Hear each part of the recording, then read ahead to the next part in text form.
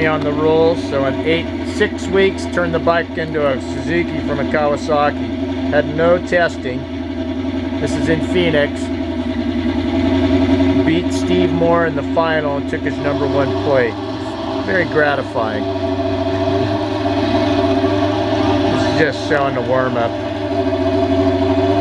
Just got the bike finished.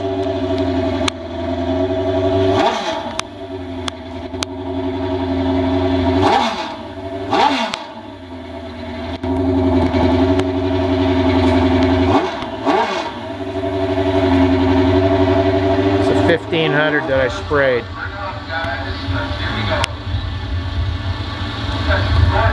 That's before smooth boards or anything. I had 39mm Cone Carbs, the Vance Hines Pro Stock carbs, the motor I built.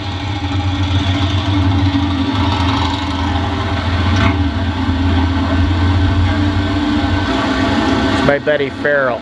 He's a good cylinder head guy and a machinist.